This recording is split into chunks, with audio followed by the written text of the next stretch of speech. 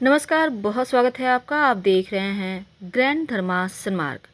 भाद्रपद मास के शुक्ल पक्ष की इस तिथि का महत्व बहुत ज़्यादा है, क्योंकि परिवर्तनी या पद्मा या फिर जलझूलनी इस तिथि का नाम है।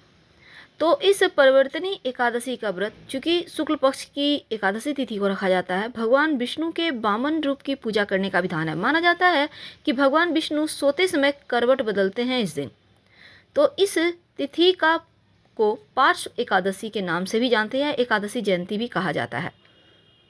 इस व्रत को रखने से समस्त पापों का नाश होता है और भक्त अगर विधि विधान से श्रीहरि की पूजा करे, 10वें अवतार वामन देवता की पूजा अर्चना करे तो सर्वोत्तम। देवतागण को इस दिन पौराणिक कथा के अनुसार राजा बलि के अत्याचार से मुक्ति मिली थी और इस बार ये 6 सितंबर मंगलवार के दिन व्रत रखा जा रहा है। धार्मिक मान्यता के अनुसार यदि व्यक्ति इस व्रत को विधि विधान से करे तो श्री हरि की कृपा मिलती है। इतना ज़्यादा हो, ओम नमो भगवते वासुदेवाय, ओम ह्रीं श्री लक्ष्मी वासुदेवाय नमः या फिर ओम नमो नारायणाय का जप करें तो उतना ही अच्छा है। अगर धन की चाहत हो तब महालक्ष्मी का एक मंत्र है जो धन प्राप्ति का मंत्र है और उसको रोज ही जप करना चाहिए, पढ़ना चाहिए। इस दिन से आप शुरू कर सकते हैं और वो है कनकधारा स्तोत्र।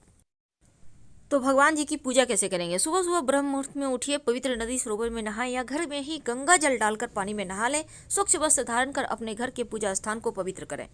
उसके पहले आप अपने घर के मुख्य दरवाजे को सफाई कीजिएगा और आम के पत्तों का या अशोक के पत्तों का बंधनवार लगाइए। शुभ मंगल प्रतीक चिन्ह जरूर बनाइए और फिर आप अपने घर के पूजा स्थान पर जब पूजा करने बैठेंगे तो भगवान को पंचामृत से स्नान करा सकते हैं या आप चाहें तो शंख में दूध और जल भरकर स्नान करा सकते हैं। स्वच्छ वस्त्र से पोछें, फिर वस्त्र पहनाएं और इसके बाद भगवान को मनपसंद उनकी पुष्प यानी गेंदे का पुष्प का हार पहनाएं। फिर उन्हें पुष्प, धूप, दीप और नैवेद्य अर्पित करें और फिर उनको तिलक करें और फिर पूजा आरंभ करें। पहले गणेश जी की पूजा करें, फिर भगवान श्री हरि विष्णु और माँ लक्ष्मी की पूजा करें।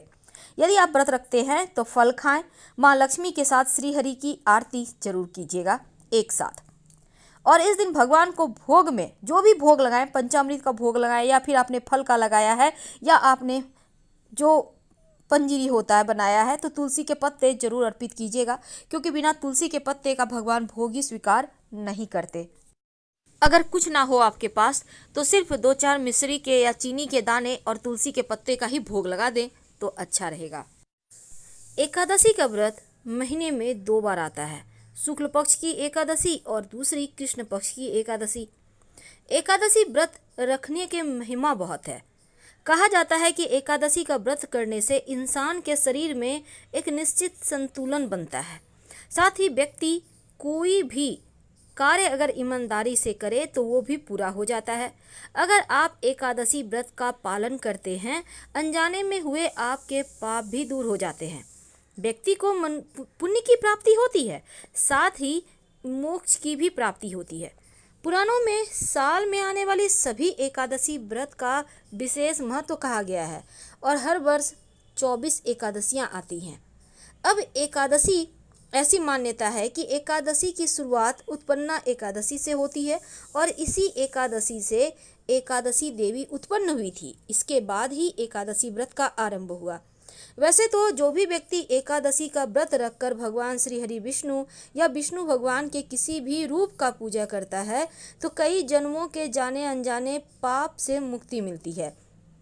साथ ही ऐसे व्यक्ति को मृत्यु के बाद वैकुंठ लोक की प्राप्ति होती है। लेकिन एकादशी व्रत के नियम भी हैं और इस दिन हर एकादशी व्रत के अलग अलग कथा हैं, अलग महत्व हैं और सुनने का भी विधान है। तो सभी एकादशी के लेकिन व्रत करने के नियम एक ही हैं। एकादशी व्रत का उद्यापन अगले दिन यानी द्वादशी के दिन किया जाता है।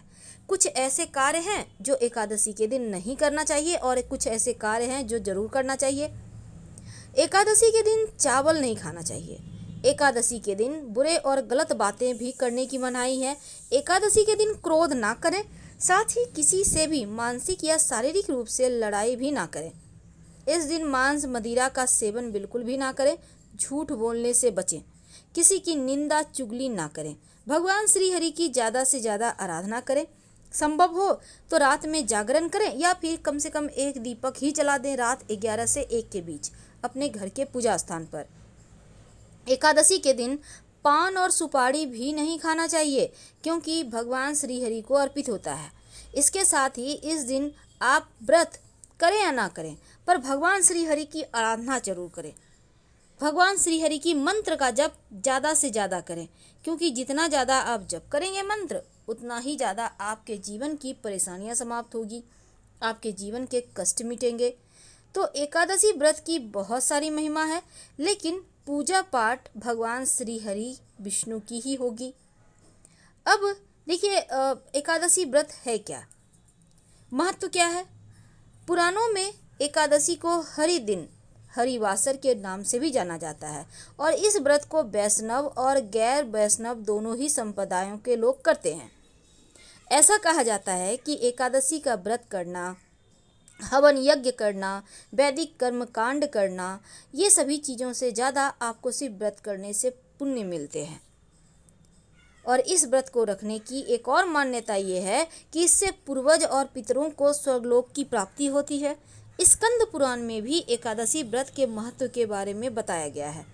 जो भी व्यक्ति इस व्रत को करता है उसके लिए एकादशी के दिन गेहूं, मसाले, सब्जियां भी नहीं खाना चाहिए। आप फल जूस लेकर खा सकते हैं, रह सकते हैं। हालांकि इस एकादशी व्रत के दिन बहुत सारे नियम हैं, तो तमाम नियमों के बारे में भी हम जानेंगे, पर इस दिन एक छोटा सा प्रयोग किया जाएगा वो भी हम आपको बताएंगे।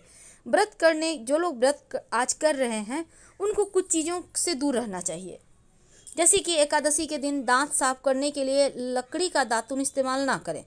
आप नींबू, जामुन या फिर आम के पत्तों को चबा लें और फिर उंगली से कंठ साफ कर लें। वृक्ष से पत्ता भी नहीं तोड़ना चाहिए। अगर आपने व्रत किया है तो स्वयं के गिरे हुए पत्तों का इस्तेमाल करें। आप चाहें तो घर में ही आप श्रीमद् भागवत गीता का पाठ करें 11वें अध्याय का, या फिर सुन भी सकते हैं। ओम नमो भगवते वासुदेवाय मंत्र का ज़्यादा से ज़्यादा जप करें। दान धर्म करने की भी मान्यता है। एकादशी के अगले दिन द्वादशी तिथि के दिन आपको सुबह उठकर सुबह 8 अमूमन हर एकादशी तिथि में सुबह 5:30 से 8, सवा 8 के बीच ही आपको पारण करना चाहिए। और पारण करने के पहले आप थोड़ा सा पैसा निकाल दें या फिर कुछ सामान निकाल दें या सामान्य भोजन की तरह ही कुछ खाना वगैरह निकाल दें। ऐसा करके फिर आप व्रत तोड़ें। त्रयोदशी तिथि से आने से पहले ही व्रत का पारण कर लें, इस बात का ध्यान रखें क्योंकि एकादशी व्रत का पारण द्वादशी तिथि में ही होना चाहिए।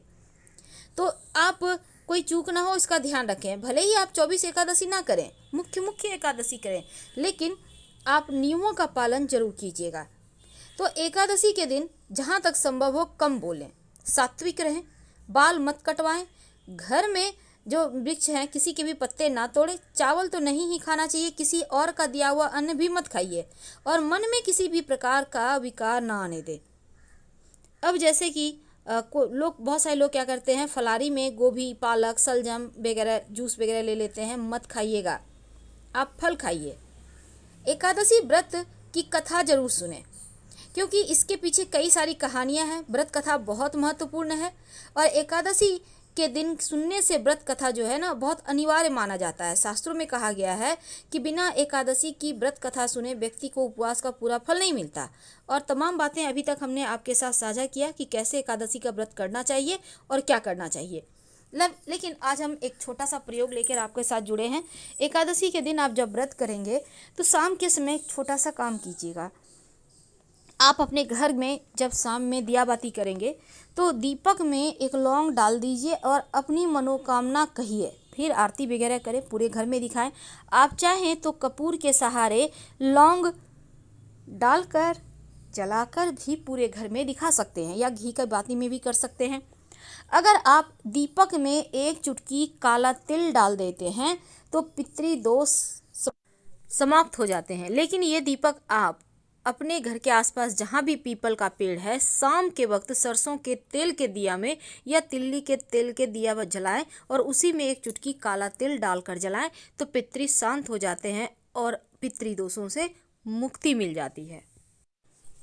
जब आप तुलसी के नीचे दिया जलाएंगे तो उस दीपक में एक लौंग रखिएगा, आपकी कामना तुलसी महारानी जरूर पूरी करेगी।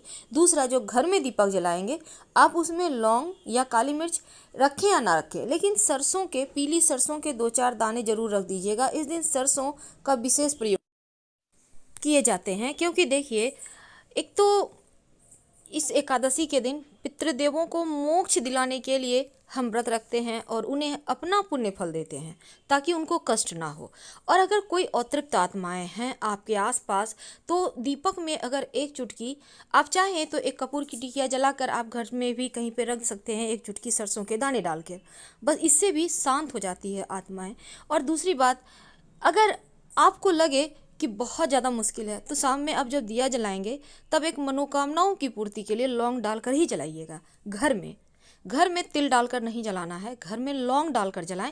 और अगर पीपल के नीचे जलाना चाहते हैं तो बेशक आप उसमें तिल के दाने डालकर जला सकते हैं।